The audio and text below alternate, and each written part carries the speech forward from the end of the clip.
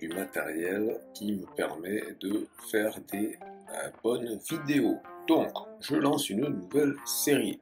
Une série pour vous apprendre la programmation à partir de zéro, que vous soyez débutant, confirmé ou quoi que ce soit. Ça va être orienté sur la bibliothèque de code qui s'appelle Manim. Manim, ça a été inventé par Grant Sanderson, l'auteur de la chaîne 3 Blue 1 Brown, que je recommande très fortement, dont je me suis inspiré à plein de reprises. Et donc Manim, c'est pour Mathematical Animation. Mais le truc, c'est que lui, il avait créé ça pour lui-même, pour faire ses propres vidéos, mais il y a une communauté de développeurs qui se sont emparés de son code, parce qu'il a gracieusement et gentiment mis son code en accès libre sur GitHub. Et donc cette communauté a créé une autre version qui s'appelle Manim CE pour Manim Community Edition, l'édition de la communauté. C'est celle-là que je vous recommande d'utiliser, c'est sur celle-là que je vais faire les tutoriels. Et celle-là, elle a des avantages, c'est que c'est des gens du monde entier, qu'il y a des modifications linguistiques également, et que ça sort du cadre stricto sensu des maths, parce que vous avez aussi de l'informatique, vous avez aussi de la linguistique et plein d'autres choses. Donc c'est exactement ce qui m'intéresse et ce que je vais essayer de partager avec vous. Le but de cette série de tutoriels, c'est premièrement parce qu'il y a très peu de gens en fait qui connaissent cette bibliothèque, et deuxièmement parce que je pense qu'en fait c'est peut-être la meilleure façon à la fois de se réconcilier avec les mathématiques si on était un peu fâché avec les mathématiques, et même si on aimait les mathématiques, de pouvoir visualiser enfin la beauté des maths avec ses yeux, et en même temps, c'est le meilleur moyen, je pense, de motiver les gens à apprendre la programmation, parce qu'on va faire des choses qui vont être belles. Donc ça va être agréable, on va être un peu comme un artisan, un artiste, on va créer quelque chose qui va être joli. Alors, je me base pour commencer par la méthode que je recommande toujours, c'est-à-dire de prendre un modèle et de faire des modifications. C'est comme ça qu'on apprend la programmation en fait. C'est pas en allant direct dans la documentation, c'est hardcore. Enfin, il y a des gens qui font ça, mais c'est quand même assez hardcore. Donc autant partir sur un bon exemple, et quand je dis un bon exemple, c'est pas le mien. Je suis allé sur le blog de ce gars-là, Slamadev, qui est un tchèque, je crois, et qui a laissé en friche Manim parce qu'il est passé à autre chose. Peut-être que j'irai voir l'autre chose, mais pour l'instant, on va rester sur Manim, parce que Manim, l'avantage, c'est que c'est sur Python. Alors, pour l'installation, ça dépend de votre configuration, etc. Moi, j'ai acheté un ordinateur récemment, un Apple dernière génération, donc je me suis tapé l'installation, etc. Mais avant ça, quand mon ordi était en train de mourir, mon précédent ordinateur qui avait énormément de mal, c'est pour ça que j'ai changé, ça fait 7 ans que je l'avais, j'allais sur Google Colab, et c'est ce que je vous recommande de faire dans un premier temps. Vous allez sur le site de Manim, et vous avez la documentation sur installation. Voilà, si vous voulez l'installer, mais sinon vous avez des explications sur comment l'utiliser dans Jupyter Notebook ou Google Colab. Cliquez ici, et voilà. En plus, maintenant, Google Colab a un agent d'intelligence artificielle, Google Gemini, qui peut vous répondre à vos questions. Donc, ne vous laissez pas impressionner par ça, vous pouvez le faire. C'est tout à fait à votre portée. Donc, je pars du principe que vous avez déjà installé. Donc, une fois que vous avez déjà installé, ce qu'on va faire, c'est qu'on va commencer par la First Animation. Donc là, je vais me mettre sur mon terminal. Donc, vous avez besoin d'un éditeur de code, si vous le faites sur votre ordinateur. Et là, je vais exécuter la commande Manim PQL First Animation. Il va exécuter et on va avoir comme ça la première animation. Voilà. Très bien. Donc, ça, on va le fermer. Il est possible, mais je vais essayer de me retenir, que j'ai des quintes de tout. Mais on va essayer quand même de ne pas vous casser les oreilles. Alors maintenant on va regarder le code de ça pour comprendre un petit peu qu'est-ce que ça veut dire tout ce machin là. Alors, First Animation, voilà. Donc vous avez déjà une première ligne, et ça c'est pour Manim, et c'est pour lorsque en Python on va importer des modules, mais ça marche aussi dans d'autres langages de programmation, par exemple en JavaScript on importe aussi des modules. Donc la première chose ici, c'est la première ligne qui est valable dans tous les fichiers de Manim, c'est importer justement la bibliothèque Manim. Donc ça se lit from Manim import étoile. Donc si on comprend l'anglais, c'est assez immédiat, ça veut dire à partir de la bibliothèque Manim, importe, et le étoile c'est le joker, ça veut dire tous les éléments. Donc charge tous les éléments de la bibliothèque de code. Voilà. Donc ça, il n'y a pas trop à se poser de questions, c'est la première ligne que vous mettez dans votre code, et puis c'est terminé. Ensuite, comment ça fonctionne? Ça fonctionne par classe. Il est très fortement recommandé de mettre qu'une seule classe par fichier. C'est aussi pour ça que je pense que Manip c'est très bien pour démarrer la programmation, parce que ça vous impose de faire des petits fichiers, à sectionner les problèmes. Et donc, cette première classe, elle va s'appeler intro, très bien. Elle prend comme argument scène, ça veut dire, si vous voulez savoir la terminologie, que la classe intro, elle hérite de la classe scène. Voilà. C'est pas spécialement important de savoir ça. Ensuite, vous avez une fonction, def, normalement vous savez ce que c'est, une fonction, la fonction constructeur, qui va construire en fait une instanciation de la classe. Alors concrètement, pour faire les choses vraiment plus concrètes dans la programmation, si vous voulez, la classe c'est un peu comme le moule, et l'objet c'est ce qui sort du moule. Voilà. Un moule ça sert à faire des objets, et les objets c'est ce qui sort du moule. Par exemple, vous pouvez prendre un moule à tarte, et ça sert à faire des tartes. Donc la tarte c'est l'objet, et le moule à tarte c'est la classe. Voilà. Donc self, ça se réfère à l'objet. Bon, ensuite vous avez un certain nombre de fonctionnalités qui sont déjà préprogrammées en Manip, comme par exemple le square pour faire des carrés, des circles pour faire des cercles. Une fois que vous avez créé vos objets, vous allez vouloir les animer, vous allez vouloir faire en sorte qu'ils bougent dans l'écran. Et bien c'est ça la fonction play. La fonction play qui va être, pour être plus précis, c'est une méthode, c'est-à-dire une fonction qui est appliquée à l'objet. Donc à l'objet de notre scène. Voilà. Et donc on lui a dit quoi? On lui a dit dans la fonction play, tu vas écrire le carré et tu vas écrire le cercle. Et ensuite on lui a dit quoi? On lui a dit tu vas effacer un fade out, c'est effacer le carré puis effacer le cercle. Donc c'est ça le code. Je vais réexécuter le code pour que ça soit clair, pour qu'on voit bien ce qui s'est passé. On a construit le carré et le cercle et on les a effacés. Bon là c'était ultra giga basique. Alors, ce qu'on pourrait faire, c'est qu'on peut regarder ce qui se passe si on change un petit peu des choses. On va revenir sur Emacs. Alors ce que je vais faire, c'est que je vais faire first modif.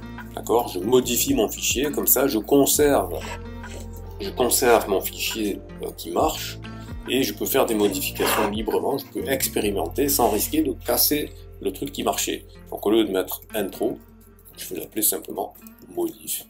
Voilà. Alors ici, qu'est-ce qu'on avait fait? On avait fait un carré de couleur rouge. Bah tiens, j'ai envie de faire un carré de couleur bleue. Voilà. On lui avait dit de se déplacer de 2 vers la gauche. Très bien. Et ensuite, on a un cercle qui était en bleu. Ah ben, en fait, je vais faire c'est RGB, donc je vais laisser celui-là en rouge. Ou je vais le faire à l'inverse. RGB, donc je vais mettre bleu ici. Voilà. Et ici, je vais mettre vert, donc en anglais c'est green, et je vais remettre un carré. Et ce carré là, je vais le mettre d'une autre couleur, je vais le mettre en rouge, voilà. Par contre, je vais pas le mettre à gauche. Donc on avait 2 vers la gauche, 2 vers la droite. Mais après le troisième, ce que je vais faire, c'est que le troisième, je vais le faire vers le haut. Je vais faire 2 vers le haut. Et on va regarder ce qui se passe. Alors attendez, parce que si je fais juste ça, il va rien se passer de nouveau. Enfin, il va se passer de nouveau, c'est que les objets que j'avais déjà créés, ils vont changer de couleur. Mais par contre, déjà, square, ici, je peux pas mettre square dans les deux cas. Parce que sinon, ça va effacer. Donc je vais appeler celui-là square 1 et celui-là square 2. Et donc là, je vais lui dire attendez, on va fermer ça. Je vais lui dire d'écrire le square 1, d'écrire le circle, et ensuite d'écrire le square 2. Voilà. Square 2. Voilà, on ferme la parenthèse, on ferme le fichier, et on relance. Alors cette fois, on relance pas first anim, mais je crois que je l'ai appelé first modif. Et voilà. Alors là, c'est très intéressant, il nous dit, oula, il est pas content.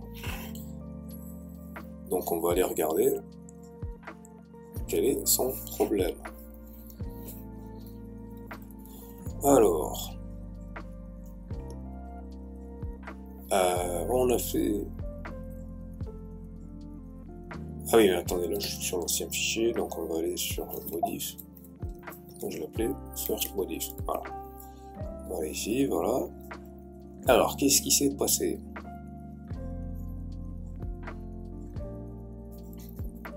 Donc on a square 1, square 2, très bien. D'ailleurs, je m'aperçois que j'ai Oui, j'ai fait le fade out de square, mais en fait, il faut faire le fade out de square 1 et puis le fade out de square 2. Fade out square 2. Voilà. Et voilà, c'est comme ça qu'on apprend la programmation en faisant des essais-erreurs et en corrigeant au fur et à mesure à partir d'un code qui fonctionne. C'est pour ça que c'est important d'avoir un bon modèle. Et ensuite, on fait des petites modifications au fur et à mesure. Je vais rajouter un petit truc ici pour qu'on ait un petit peu de temps quand même pour observer ce qu'on a fait. Donc je vais mettre un wait ici. Normalement, là, ça devrait marcher. Non, toujours pas. Alors il me dit circle égale circle color right 2 invalide syntaxe. Invalide syntaxe. Alors c'est un problème de syntaxe. Après je vais vous montrer justement quand on va voir Mistral etc. Je vais essayer de corriger par moi-même et si jamais je ne vois pas color blue, je ne sais pas quel est son problème. J'avoue que je ne comprends pas vraiment quel est son problème. D'ailleurs, ah non mais je suis encore revenu dans le first modif. Voilà. J'avoue que je ne comprends pas quel est son problème. Ah, voilà où il est le problème. C'est qu'il y avait une parenthèse qui n'était pas fermée. D'ailleurs, voilà. Et la coloration syntaxique a changé. Donc vous voyez, des fois, une erreur de programmation, bah, c'est juste une parenthèse qui a mal été fermée, et ça peut casser beaucoup les pieds.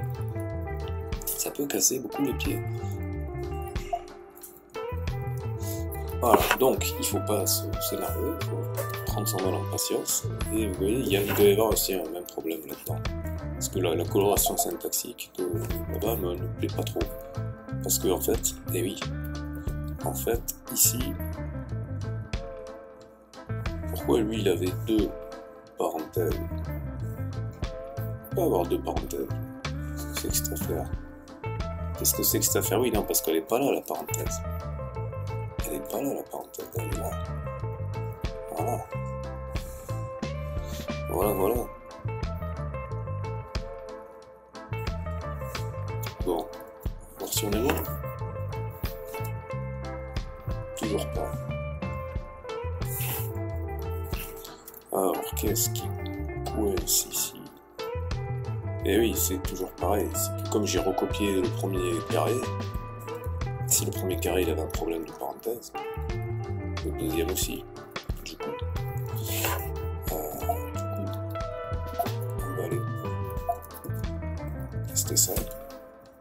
Et là, eh bien ouais, ça marche là. Alors on va aller regarder un petit peu plus en détail ce qui s'est passé.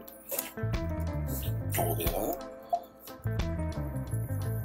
Donc ce qu'on va faire, c'est qu'on va mettre un petit peu plus d'espace, on va mettre 4 pour lui, 4 pour lui, et lui on va le laisser à 2. D'ailleurs, j'ai envie de dire l'inverse. On va mettre le cercle qui monte et les carrés qui se font face. Allez hop, on refait. Voilà, c'est plus classe comme ça. Ok, voilà, donc, conclusion, parce que j'ai pas envie que cette première vidéo dure 100 000 ans. Ce qu'on a fait aujourd'hui, on a utilisé Manib. En prenant un code qui fonctionne, je mettrai le lien dans la description, comme ça vous pourrez aller faire vos propres expérimentations. Et ce qu'on a fait, c'est qu'on a modifié. On a modifié et on allait regarder, comme ça, comment est-ce qu'on fait quand on a une erreur. Donc on l'a trouvé par nous-mêmes. Si on n'avait pas trouvé l'erreur, ce qu'on aurait pu faire, c'est récupérer, alors attends, c'était où qui m'a mis un message d'erreur, ouais, le syntax error, voilà, on va le récupérer ici par exemple.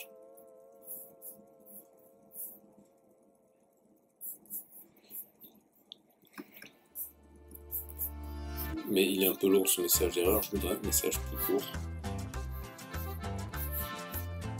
Voilà. On va prendre ça comme ça. Ah oui, c'est vrai que je m'ai encore pris la main. Avec la finesse. Voilà. On va aller jusque là. Voilà. Et ici, ce qu'on va faire, c'est qu'on va aller sur Mistral, qui est en français, et on va copier notre message d'erreur. Alors là, je l'ai mis en braque, parce qu'il faut faire c'est mettre un vrai message, hein, mais vous voyez que déjà, comme j'avais déjà un petit peu discuté avec lui, il a compris et il m'a corrigé les choses. Vous voyez? Donc même, en plus, Mistral, c'est français, donc utilisez Mistral,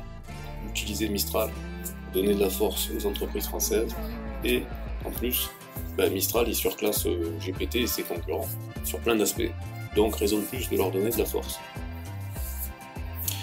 Voilà, donc si on récapitule ce qu'on a vu, on a vu qu'on a donc Manim qui est une bibliothèque de code, notamment la version Manim Community, qui est accessible gratuitement pour tout le monde, qui nous permet d'écrire du code Python avec des belles illustrations.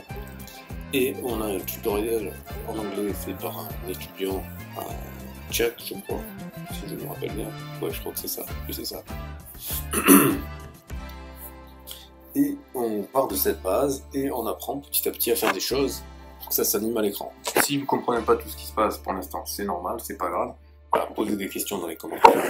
Dans la prochaine vidéo, on va continuer cette exploration de Manim. Dites-moi ce que vous pensez de ce format et à très bientôt pour une prochaine vidéo.